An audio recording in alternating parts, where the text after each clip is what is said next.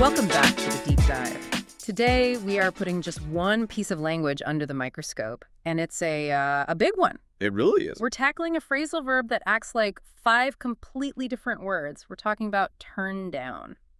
It looks so simple, doesn't it? Just 2 little words.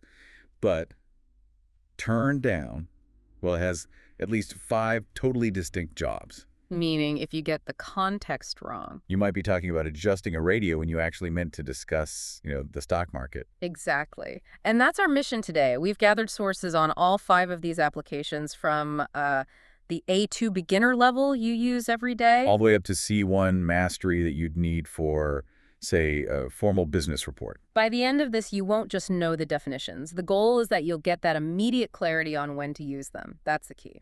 It really is. You have to remember that phrasal verbs are context machines. The idea of turning and down is sort of there in every definition, but what you're turning down and why, that changes everything. Oh, where should we start? Let's start with the most grounded, most physical one.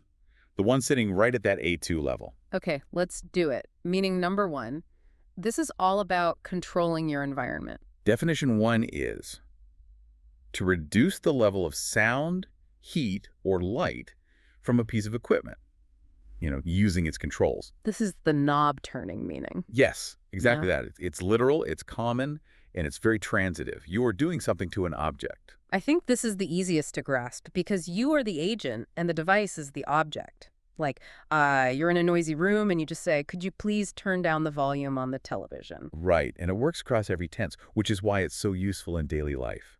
You can use it in the present perfect to talk about a finished action. For example, they've turned down the lights for the movie. So the action is done and the room is now dark. Precisely. And it's also great for giving advice or instructions using modal verbs. Like, you should turn down the air conditioner before you leave the house. That's a gentle command, really. And you'll hear it in the continuous form, too. She is turning down the heater because it's too hot. It just reminds us that this action is immediate and practical. It's the most straightforward use of the phrase. Okay, so we've got environmental control. Down. Now we're moving up just a bit to B1. But the context, it shifts dramatically. It really does. We're going from physical controls to personal decisions. Big decision. Meaning number 2, to refuse an offer, a request, or an invitation. We're not dealing with decibels anymore. We're dealing with choices. The downward motion here is completely metaphorical. It's about lowering interest or saying no. And the gravity of what's being turned down changes everything. How so? Well, if I turn down the heat, I just get a little cooler. If I turn down a job offer, that could change my whole life. Absolutely. And this is all over professional and social life. Think about a big event. We often use the past simple to show it's a final decision. She turned down his proposal last year. It's over.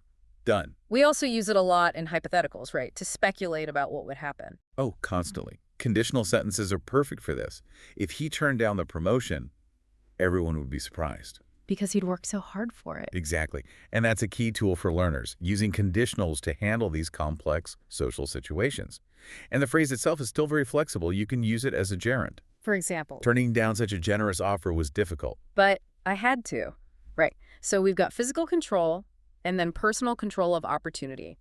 In both cases, a person is the one doing the turning down. That is the crucial link. They're both transitive. Now, let's pivot. We're heading into B2 territory.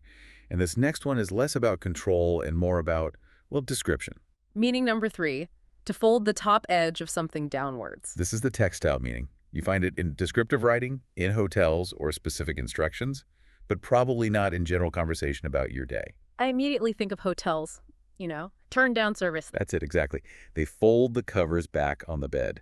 So you might hear, the maid is turning down the blanket to prepare the bed. It's very visual. Does it apply to clothing, too? Oh, yes. Like when you're getting a shirt ready to be cleaned, she always turns down the collar before ironing the shirt.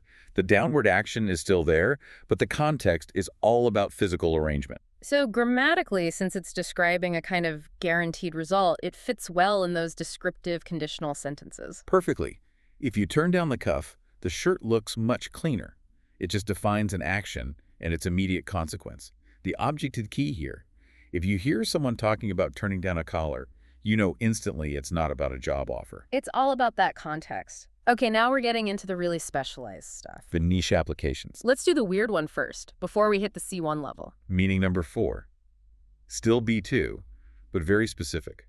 To place a playing card face down so its value can't be seen. Right. If you're not a poker player, you might never hear this. It's almost its own little sub-language for games. It is. It's an act of concealment.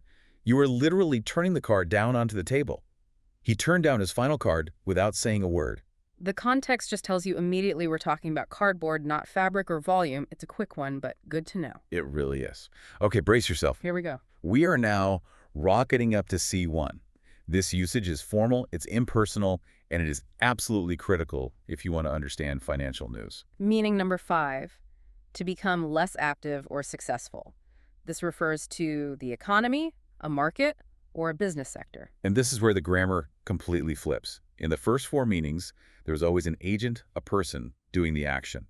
I turned down the volume, she turned down the offer. But here there's no person. The market is the agent. The economy is acting on its own. Precisely. It's a fundamental shift. Yeah. And it's a very powerful metaphorical meaning. You'll read in a report something like, the housing market turns down whenever interest rates rise. That present simple describes a known trend. Or when analysts are forecasting, right? By next quarter, the tech sector will have turned down significantly, using that future perfect tense. That immediately sounds like high-level C1 analysis. It does, and that brings us to the single most important grammatical detail here. It's something that trips up even advanced learners. Okay. Because meaning 5 describes a change within the subject itself, the economy. It is fundamentally intransitive. Whoa, hang on. Pause right there. Hmm. You said the first 2 are very transitive. I can say the volume was turned down or the offer was turned down. We use the passive voice all the time, but not for the economy. Why?